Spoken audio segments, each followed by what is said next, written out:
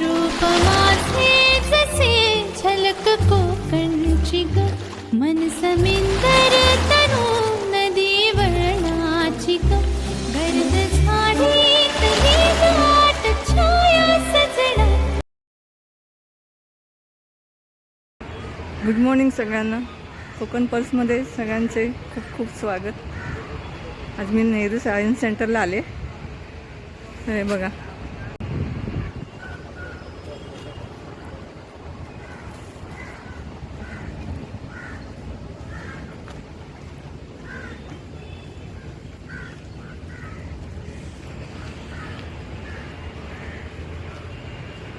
हे entrance आहे.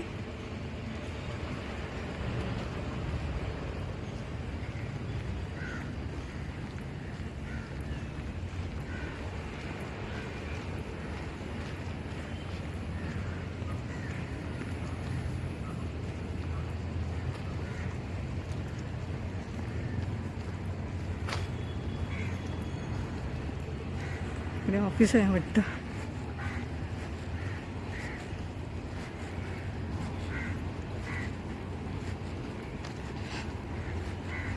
एकदा आले होते मी फॅमिली मुलीला घेऊन आलो होतो.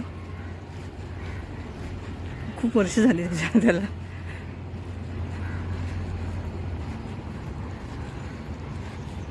इथे रेल्वेचे इंजिन, इलेक्ट्रिक इंजिन.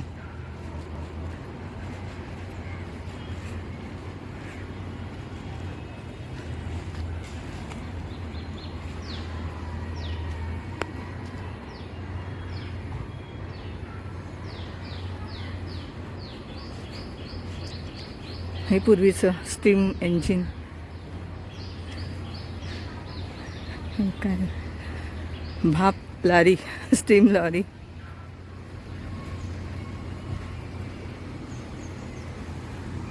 अशा प्रकारे आहे एंट्रन्स. नंतर आपण जाऊ आतमध्ये पण.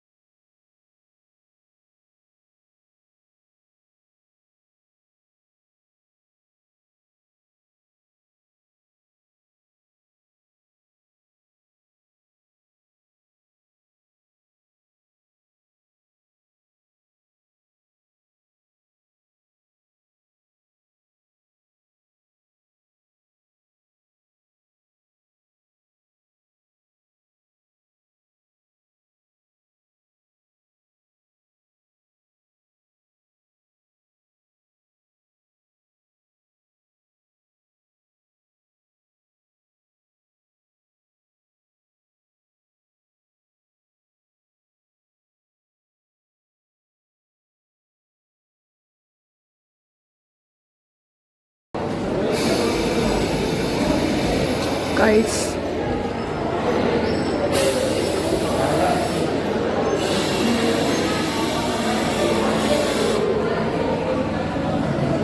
वापस करो.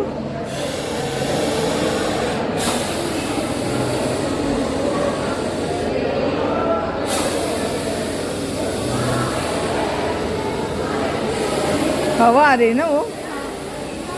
अच्छा, वो ये मतलब थर्माकोल का बॉल है ना. कौन सा स्कूल से है? कहाँ पे? स्टेट मुलुंड से. अच्छा.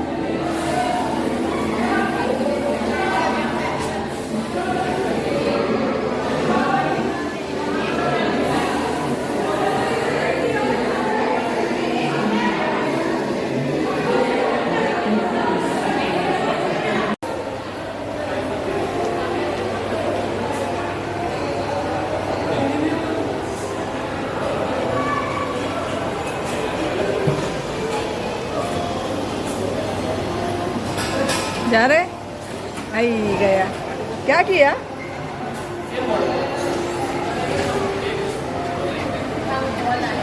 वो कैसे खेलने का? ऑटोमॅटिकली स्टार्ट होतं. त्याला टाइम लागेल थोडा. हे बघा एकदा चालू झालं. हां हां.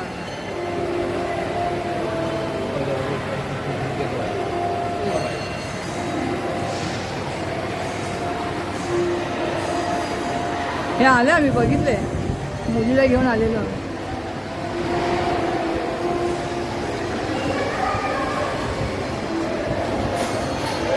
हे काय होतं कायनेटिक एनर्जी? मला मॅन्युअल आहे. सेम तो आहे. अच्छा हां तो हां. सर्किट वरती ठेवला.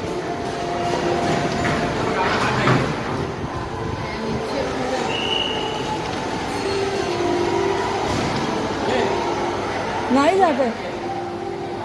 घुमाव घुमाव घुमाव. नाही नाही वो अटक गया.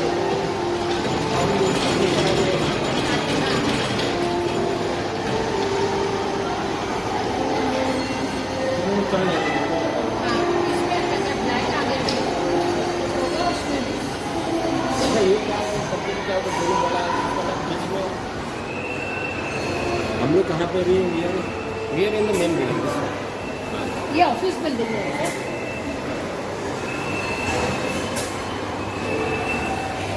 Nehru science centre layout.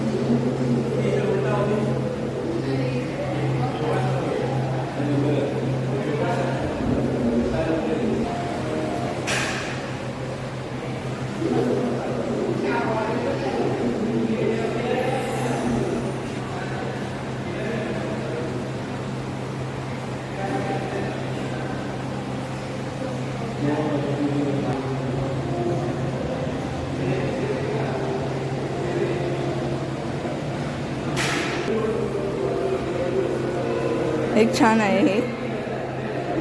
असं हात लावल्यावर असं वाटतं की असं टोचेल म्हणून, पण बसल्यावर एकदम कम्फर्ट वाटतं. कम्फर्ट. इथे एक आहे, एक इथे पण आहे. तर मी तुम्हाला बसून दाखवते. तर मी याच्यावर बसून दाखवते तुम्हाला.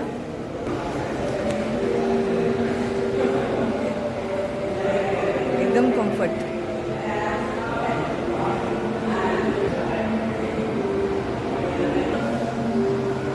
Fun with mirrors.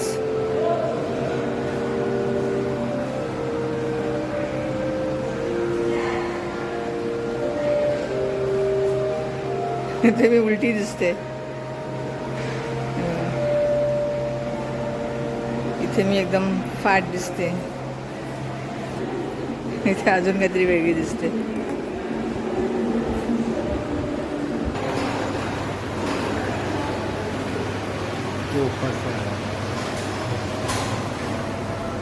अच्छा, दोनों के दो डायरेक्शन करके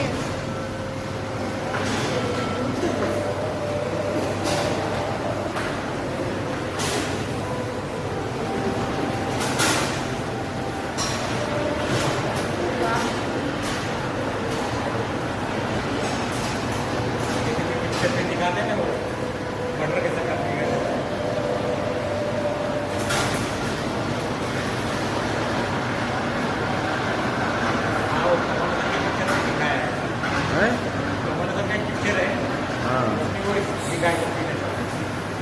वो छोटी दोनों में ना बच्चे में मर्डर करता है वो तीर बराबर किधर गया वो?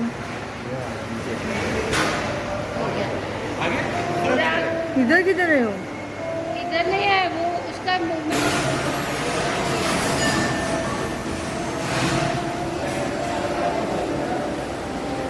पेंडुलम ऐसे ऑसिलेशन करते हैं. जो ये हार्मोन और आपके कंपाउंड करने और हम इसे लैटरल वेव डायरेक्शन में मूव करते हैं. सो मैं आपको अभी करके दिखाता हूँ. तो इधर मैं आपको करूँगा पेंडुलम यूज करता हूँ.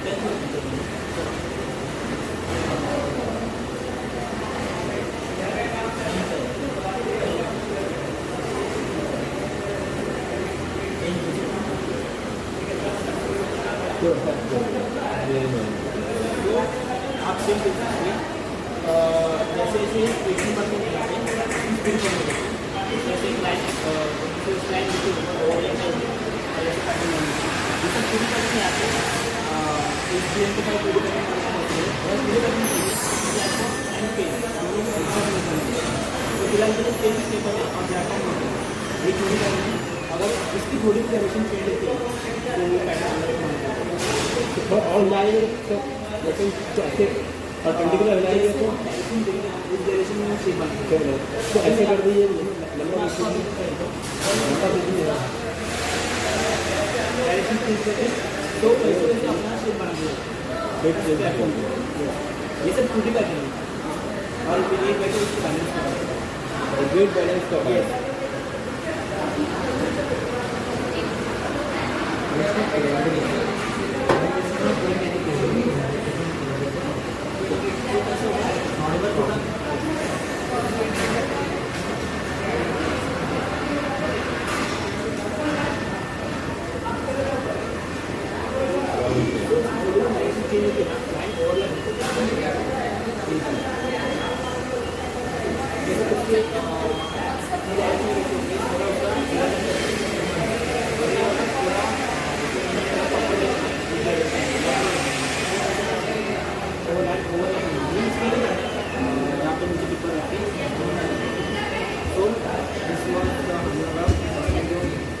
Thank you.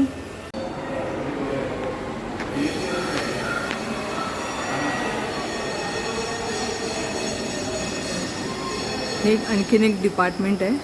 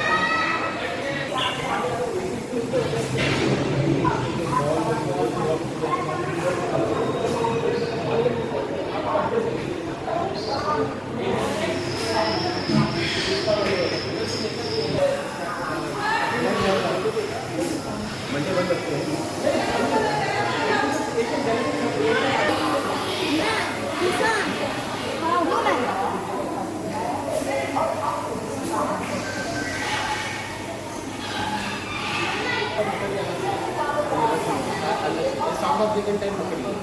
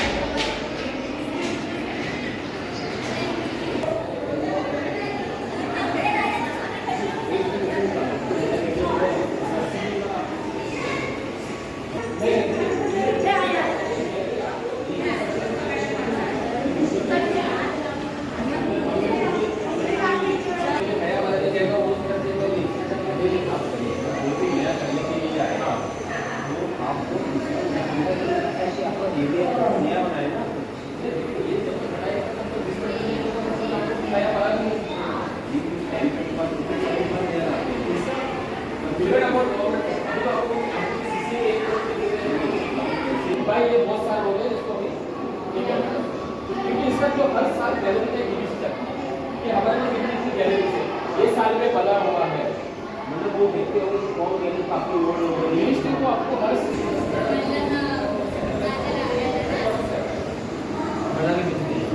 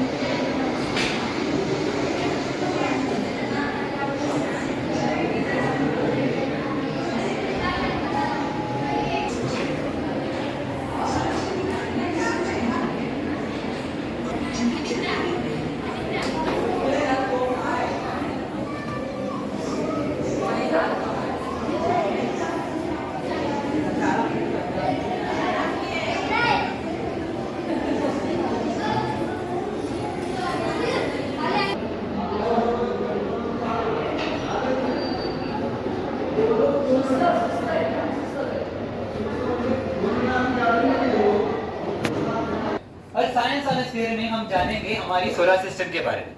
तो सोलर सिस्टम में हमारे सामने आपके सामने है हमारी ये सोलर सिस्टम, जिसमें पीछे बैकग्राउंड में येलो कलर का हमारा सन है और इसके आगे है हमारे 8 प्लैनेट्स। 8 प्लैनेट्स भी ऐसे रखे गए हैं कि साइज के कंपैरिजन में हमारे सन के वो कितने छोटे या फिर कैसे बड़े छोटे हैं वो बताए गए। तो जो पहले 4 छोटे प्लैनेट्स दिख रहे हैं आप सभी को, उनको कहते हैं रॉकी प्लैनेट्स या फिर पथरीले ग्रह। मतलब आप सभी लोग उस पर चल सकते हो, सारे पत्थर से बने हुए हैं। उसके आगे जो 4 बहुत बड़े प्लैनेट्स हैं ना, उनको कहते हैं जायंट्स या फिर जोवियंस। और उनमें सेपरेटली 2 कैटेगरीज है। जो पहले 2 है ना, जो ब्राउन कलर के हैं, उनको कहते हैं गैस जायंट्स, क्योंकि वो पूरे गैस के बने हुए हैं। उस पर आप चल नहीं सकते, आप उस पर पैर रखना ट्राई करोगे ना, आप डायरेक्टली गैस में ही डूब जाओगे। आगे के 2 है ना ब्लू कलर के, उनको कहते हैं आइस जायंट्स।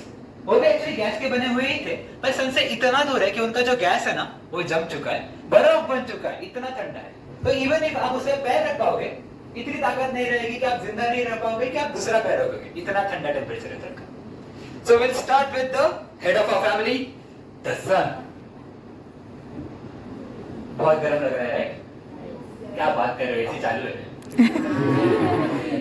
एक्चुअली सन हमारा बहुत गर्म है। जो आप देख रहे हो वो हमारी सन की सरफेस है, जिसको हम फोटोस्फीयर कहते हैं। क्या लगता है कितना गर्म हो सकता है सर हमारा?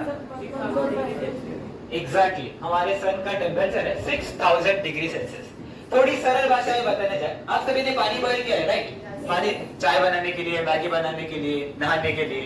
ये जो पानी उबलते हो उसका टेम्परेचर कितना रहता है? 100 डिग्री सेल्सियस, राइट? तो उस 100 डिग्री सेल्सियस के भी 60 गुना ज्यादा। सिर्फ 100 डिग्री सेल्सियस में ही पानी डालोगे, हाथ डालोगे, उस पानी में भी हाथ डालोगे तो पूरे तरीके से जल जाते हो। 6000 degree Celsius is way too much. और जोक की बात ऐसी, ये सन का कम टेम्परेचर है। जैसे जैसे हम सन के अंदर जाते हैं, उसके कोर में उसका टेम्परेचर अनइमेजिनेबल होता है। उसके सेंटर में, कोर में टेम्परेचर रहता है 1.5 करोड़ डिग्री सेल्सियस या फिर 150 मिलियन डिग्री सेल्सियस। इतना ज्यादा गर्म क्यों? फर्स्ट, हमारा जो सन है वो आग का गोला नहीं है, वो बना है हाइड्रोजन और हीलियम इन एलिमेंट्स। और वो एलिमेंट्स भी प्लाज्मा स्टेट में, मतलब 4th स्टेट ऑफ मैटर जो है ना उसमें। उस स्टेट में ना बहुत हीट रहती है। और ऑन टॉप ऑफ दैट इतना बड़ा होने की वजह से हमारे सन के सेंटर पे बहुत ज्यादा प्रेशर पड़ रहा है। और उस प्रेशर की वजह से एक एटम बॉम्ब की तरह रिएक्शन हो रही है, जिसको न्यूक्लियर फ्यूजन रिएक्शन बोलते हैं, जिसके वजह से हमारा सन बहुत ही ज्यादा गर्म है। तो चलते हैं हमारे अगले ऑब्जेक्ट के पास। तो बता सकते हो ये क्या है? पहले देख तो लो। जिन जिनको लग रहा है ये मून है, यू आर एब्सोल्युटली रॉन्ग। जैसे इसने कहा ये हमारा फर्स्ट प्लैनेट मर्क्यूरी, बुध ग्रह जिसको हम कहते हैं, यही हमारा फर्स्ट प्लैनेट है और पूरे सोलर सिस्टम का सबसे छोटा प्लैनेट है। थोड़ा सा चांद जैसा दिखता है, राइट? क्योंकि इसमें भी बहुत ज्यादा खड्डे हैं। हाँ ना? इतने खड्डे देखे हैं कभी आपने? क्या बात कर रहे हो, मुंबई के रास्ते में इससे ज्यादा होते हैं। तो ये जो खड्डे दिख रहे हैं इनको कहते हैं क्रेटर्स। और क्रेटर्स की खास बात ऐसी है क्योंकि बुध को, हमारी मर्क्यूरी को एटमॉस्फेयर नहीं है, हवा नहीं है उधर, ऑलमोस्ट ना के बराबर ही है, जिसकी वजह से जो भी एस्टेरॉइड इस पे गिरते हैं ना मेटेरियल्स के फॉर्म में, वैसे डायरेक्ट इंपैक्टिंग क्रेटर्स बना देते हैं। पर सिंस उधर हवा नहीं है, इधर की धूल मिट्टी उड़ के भी उसका कुछ इरोजन नहीं होता, वैसे के वैसे ही रहते हैं। ऑन टॉप ऑफ दैट आप उसका कलर देखोगे तो आपको एक फैमिलियर चीज दिखेगा। आप सभी ने पेंसिल यूज किया, राइट? उसके जो बीच में लेड होता है वो किससे बनी होती है? ग्राफाइट। वो जो कार्बन का अलग ड्रॉप है, ग्राफाइट उससे बनी होती है। और वही उसके सॉइल में, हमारे मर्क्यूरी के सॉइल में बहुत ज्यादा है, जिसकी वजह से हमें ऐसा डार्कर या फिर पेंसिल शेडिंग जैसे किया हुआ प्लैनेट दिखता है। सन से सबसे नजदीक होके भी इसका सन से सबसे नजदीक है, इसके लिए इसका दिन का टेम्परेचर जाता है अप्रोक्सीमेटली 200 डिग्री सेल्सियस। दिन का टेम्परेचर 200 डिग्री सेल्सियस जाता है। और इसका दिन बहुत बड़ा है, हमारे अर्थ के 57 डेज इतना सिर्फ इसका एक दिन है, जिसकी वजह से इसका रात बहुत लंबा है, दिन बहुत लंबा है। तो रात के समय इसका टेम्परेचर माइनस में 195 डिग्री सेल्सियस रहता है। मतलब ये बहुत दिन में बहुत गर्म होता है, रात में बहुत ठंडा होता है। और इतने ये डिफरेंस की वजह से इवन इफ सन के सबसे नजदीक है, सबसे गर्म प्लैनेट नहीं है, क्योंकि सबसे गर्म प्लैनेट है हमारा अगला प्लैनेट वीनस। जिसको हम शुक्र भी कहते हैं, हमारा ये वीनस पूरे सोलर सिस्टम का सबसे गर्म प्लैनेट है। इसका इसका टेम्परेचर है ऑलमोस्ट 450 डिग्री सेल्सियस तक। इतना ज्यादा टेम्परेचर क्यों? इवन इट सेकंड प्लैनेट है क्योंकि ये हमारा ऐसा प्लैनेट है जिसको एटमॉस्फेयर है, और पूरा एटमॉस्फेयर बना है कार्बन डाइऑक्साइड इस गैस से। कार्बन डाइऑक्साइड, सल्फर डाइऑक्साइड ऐसे पॉइजनस गैसेस से बना हुआ है। और कार्बन डाइऑक्साइड की एक प्रॉपर्टी है कि जो हीट को ना पकड़ के रखती है, जमा करती है, तो एक ग्रीन हाउस गैस, जिसकी वजह से बहुत ही ज्यादा अमाउंट में इधर ग्लोबल वार्मिंग होती है, जो हमारे अर्थ पे भी हो रही है, पर इसमें बहुत ही ज्यादा है, जिसकी वजह से इसका टेम्परेचर 450 डिग्री सेल्सियस तक। ये थोड़े से उल्टे पुल्टे काम भी करते हैं ऑन टॉप ऑफ दैट। हमारे अर्थ पे सनराइज कौन से डायरेक्शन में होता है? ईस्ट में, राइट। इस प्लैनेट पे वेस्ट में होता है। सारे प्लैनेट जिसे एंटी क्लॉकवाइज घूमते हैं, ये क्लॉकवाइज खुद के अराउंड घूमते हैं। और उसके ऊपर एक उल्टा काम ऐसा करता है कि इसका एक दिन बड़ा है एक साल से। हाँ, थोड़ा सा कंफ्यूजिंग था और एग्जांपल देके बताता हूँ। इसमें कोई बच्चा पैदा हो गया ना, वो पहले एक साल का हो जाएगा और बाद में एक दिन का हो जाएगा लिप ईयर में। हाँ, क्योंकि इसको सन के अराउंड घूमने को लगते हैं 225 डेज। और तो अर्थ के जो 225 डेज कंप्लीट होते हैं, इसका एक साल कंप्लीट होता है। पर खुद के अराउंड ये बहुत धीमे घूमता है, अप्रोक्सीमेटली 243 डेज। मतलब इसका एक साल से इसका एक दिन बड़ा है। तो कोई ऐसा अजीब कॉम्बिनेशन यही एक प्लैनेट दिखाता है। तो थोड़ा सा ये नरक जैसे बिहेवियर दिखाता है। तो चलते हैं हमारे स्वर्ग के पास, यानी हमारे प्यारे अर्थ के पास। पूरे यूनिवर्स का सबसे ब्यूटीफुल प्लैनेट हमारी अर्थ, और एकलौता प्लैनेट जिधर लाइफ पॉसिबल है। बाकी कोई ऐसा प्लैनेट हमें मिला नहीं है जिधर लाइफ मिली है हमें, वरना हम मिलियन से मिल चुके होते। पर एकलौता प्लैनेट जिधर लाइफ है, और उसके होने का रीजन है हमारे अर्थ में पानी लिक्विड स्टेट में होना। हमारी अर्थ ऐसे एक परफेक्ट जोन में लाई करती है, जिसको हम हैबिटेबल जोन या फिर गोल्डीलॉक्स जोन भी कहते हैं, जिधर ना ज्यादा गर्म है ना ज्यादा ठंडा है, जिसकी वजह से हमारे अर्थ पे पानी लिक्विड स्टेट में पाया जाता है इन फॉर्म ऑफ ओशंस, और आके बॉटम में जो पानी है वही। ऑन टॉप ऑफ दैट हमारे अर्थ पे ऐसी स्पेशल कंडीशन भी है कि हमारा पानी वेपर्स में भी है इन फॉर्म ऑफ क्लाउड्स, और दोनों पोल्स पे आपको इन फॉर्म ऑफ आइस भी दिखेगा। मतलब पानी के तीनों स्टेट्स ऑफ मैटर हमारे अर्थ पे पाए जाते हैं, जिसके वजह से इधर लाइफ फल फूल रही है। पर वो सिर्फ लाइफ होने से कुछ मतलब नहीं, वो इवॉल्व होना भी इम्पोर्टेंट है, और वो इवॉल्व होने के लिए इम्पोर्टेंट फैक्टर है हमारा प्यारा मून। हमारा मून नहीं होता तो लो टाइड्स, हाई टाइड्स होती क्या? कभी मछलियां पानी से बाहर आती क्या? नहीं, हम मछली की मछली बनती रह जाते अभी तक। तो हमारा ये मून हमारे एग्जिस्टेंस के लिए बहुत इंपॉर्टेंट है। तो आप सभी ने इसी मून को बचपन से देखा है, राइट? तो बता सकते हो हम मून की कौन सी साइड देखते हैं? ये डार्क साइड या फिर लाइट साइड? जिन जिनको लग रहा है light side, you are absolutely wrong, क्योंकि हम देखते हैं ये डार्क पैचेस वाली साइड। जब भी आप मून को देखते हो तो आपको मून पे डार्क दिखते हैं, राइट? ऐसा नहीं हुआ कि मून आपको पूरा ही व्हाइट क्लियर दिखा। ये मून के डार्क्स हैं, इनको कहते हैं मारियास। मारियास का मतलब होता है सी जैसा, समंदर जैसा। एक्चुअली उधर समंदर नहीं है, पर बहुत एंशिएंट टाइम में उधर मून पे भी ज्वालामुखी हुआ करते थे, और वो ज्वालामुखी का जो लावा फैल गया था वो in form of lava pool के फॉर्म में फैला था। जैसे जैसे मून ठंडा हुआ वो लावा भी ठंडा होते गया, और ऐसे ब्लैक पैचेस हमें मून पे दिखे। और इसी मून के वजह से, इसी ब्लैक पैचेस की वजह से हम मून को एक स्पेसिफिक वे में डिस्टिंग्विश कर पाते हैं, क्योंकि एक ही साइड है मून की जिधर हमें ये मारियास पाए जाते हैं, दूसरी साइड पे मारियास नहीं मिलते। Let's get to the next planet. अगर शादी ना हो तो लोग इसको दोष देते हैं क्योंकि उनका मंगल भागी रहता है, तो मार्स या फिर मंगल। थोड़ा सा सड़े हुए टमाटर जैसे दिखने वाला ये लाल ग्रह बहुत लाल है। इतना रेडिश होने का रीजन किसी को पता है? Yes, exactly. ये थोड़ा सा रस्टी प्लैनेट है। इसके जो मिट्टी है इसमें आयरन ऑक्साइड एक बहुत ज्यादा है, जिसको हम रस्ट कहते हैं, जंग कहते हैं। इतना ज्यादा होने की वजह से इसको पूरा लाल कलर मिला है। तो इसी लाल कलर में ना एक बहुत इंटरेस्टिंग चीज है। रस्ट के लिए एक इंपॉर्टेंट फैक्टर होता है पानी, राइट? अगर पानी ना हो तो जंग नहीं लगेगा। तो ये जो आप देख रहे हैं आपके सामने एक लैटरल लाइंस, एक्चुअली मार्स की वैलीज है, और वो वैलीज ऐसा बताती है कि मार्स पे बहुत एंशिएंट टाइम में कुछ तो बह रहा था, मोस्ट पॉसिबली वो पानी था, और वो जब पानी बहता है जो उसका स्ट्रक्चर बनाता है जियोलॉजिकल, वही स्ट्रक्चर हमें मार्स पे पाया जाता है। और इसी वैलीज के बाजू में हमें एक बहुत बड़े 3-4 डॉट्स भी दिखते हैं, राइट। इन माउंटेन रेंज का नाम है निक ओलंपिया, और इन निक ओलंपिया में जो ऊपर वाला जो बड़ा डॉट है ये हमारे पूरे सोलर सिस्टम का सबसे टॉलेस्ट माउंटेन है, टॉलेस्ट माउंटेन है। तो जब टॉलेस्ट माउंटेन आपके दिमाग में आता है तो कौन सा माउंटेन आता है दिमाग में? Mount Everest. Mount Everest. और माउंट एवरेस्ट की हाइट कितनी है? 8848 मीटर्स, अप्रोक्सीमेटली 8.4 किलोमीटर्स। इसकी हाइट है 27 किलोमीटर्स या फिर 27,000 मीटर्स। मतलब एक के ऊपर एक ऐसे 3 माउंट एवरेस्ट रख दो ना, फिर भी ये वाला माउंटेन बड़ा होगा, इतना बड़ा माउंटेन। बहुत एंशिएंट टाइम में एक ज्वालामुखी हुआ करता था, पर अभी ये ठंडा हो चुका है।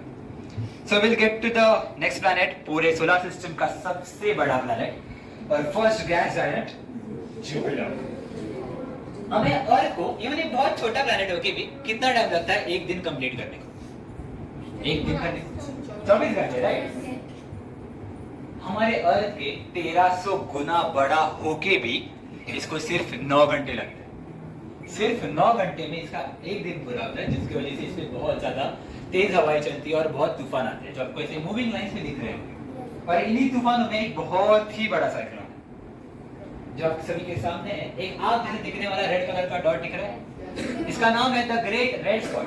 और ग्रेट रेड स्पॉट की खास बात ऐसी है, ये साइक्लोन हम 400 सालों से ऑब्जर्व करते आ रहे हैं। 400 साल हो गए तब से ये साइक्लोन चालू है।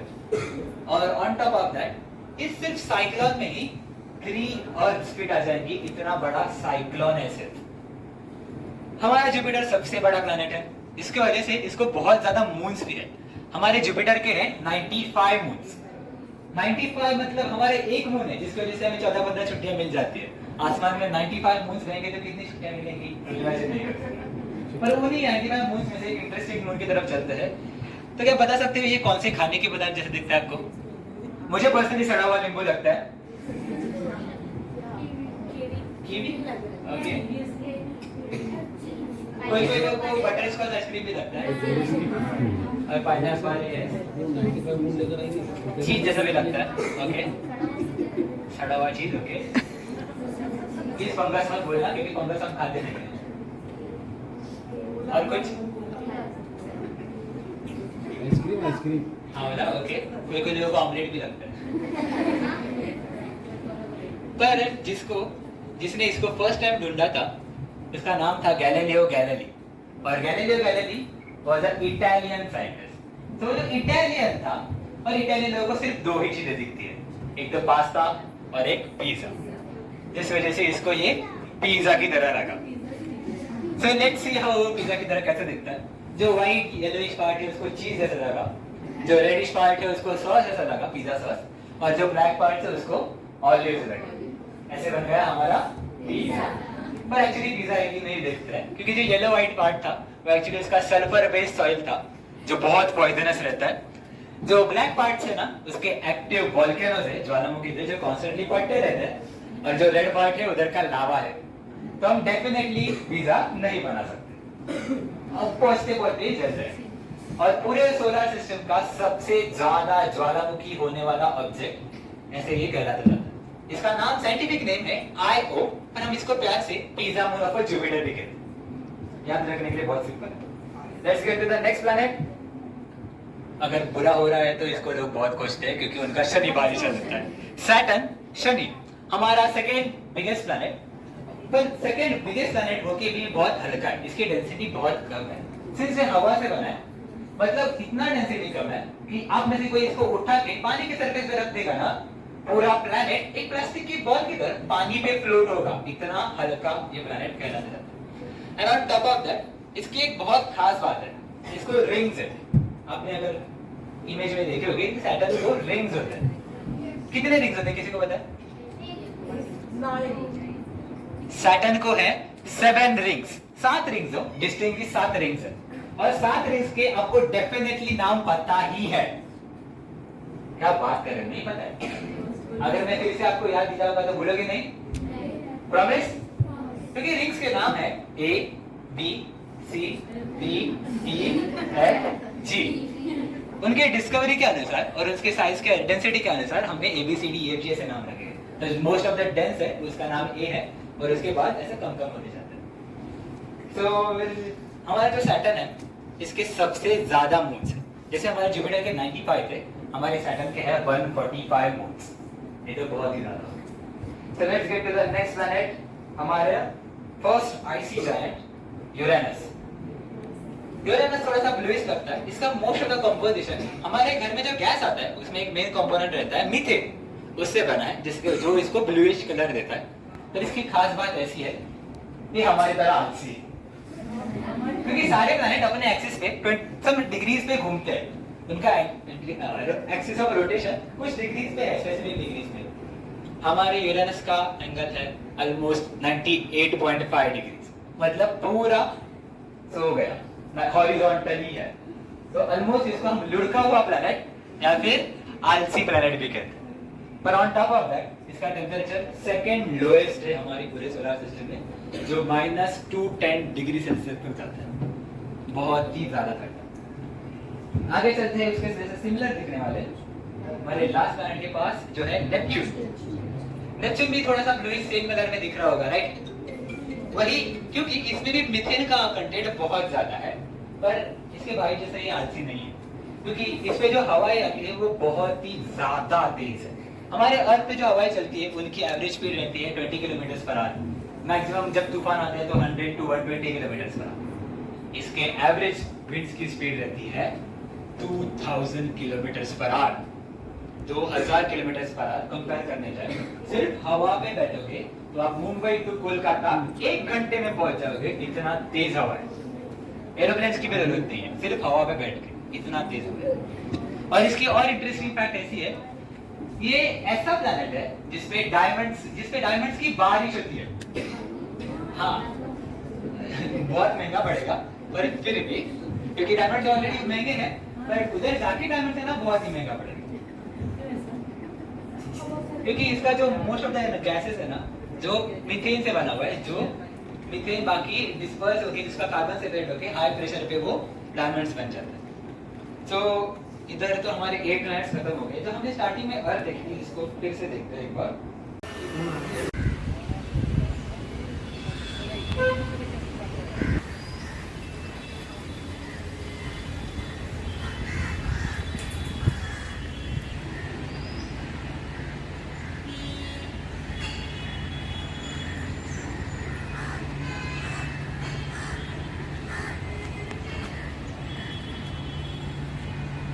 अब्दुल कलामजींचं स्टॅच्यू आहे इथे, आणि ते बघा त्यांचं हे असं चेंज होतं, जसं आपण असं इकडे गेलो की चेहरा आपल्याकडे बघितल्यासारखं असं वाटते।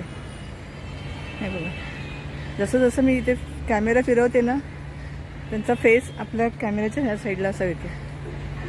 परत बघा आता, पण आता ऑपोजिट साईडला जाते, दिसलं का?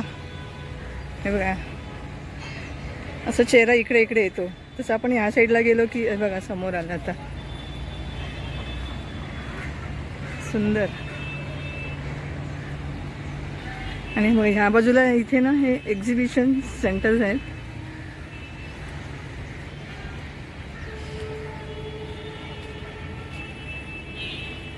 बघा इथे ना एक्झिबिशन सेंटर्स आहेत, ही वेगवेगळ्या स्टेटमधून ना,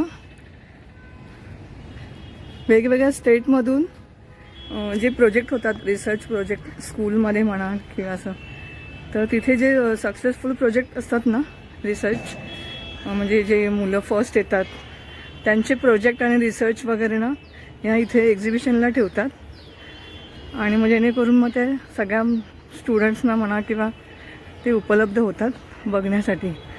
तर ते डिसेंबरमध्ये वगैरे असे होतात ते प्रोजेक्ट, त्याचं एक्झिबिशन। तर तुम्ही येऊ शकता इथे तुमच्या मुलांसोबत वगैरे।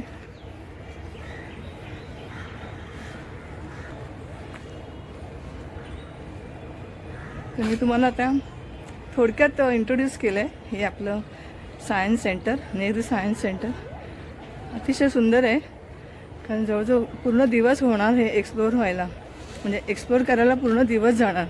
एवढं मोठं आहे, मोठ्या प्रमाणात आहे आणि 3-3 मजले आहेत त्याचे, वेगवेगळ्या गोष्टींसाठीचे. तर या मुलांसोबत मुलांना दाखवा, खूप छान आहेत. एक त्यांचं स्टोअर पण आहे, तिथे सगळे वेगवेगळे सायन्सचे इन्स्ट्रुमेंट वगैरे तुम्हाला विकत घेता येतील. तर जरूर भेट द्या, खूप छान आहे. हे जेवणाची सोय आहे, जेवण काहीतरी 150 रुपीजचं आहे, नाश्ता वगैरे पण आहे. चला, व्हिडिओ आवडला तर लाईक करा, शेअर करा. चला भेटू उद्या नेक्स्ट ब्लॉगमध्ये. Thank you, bye.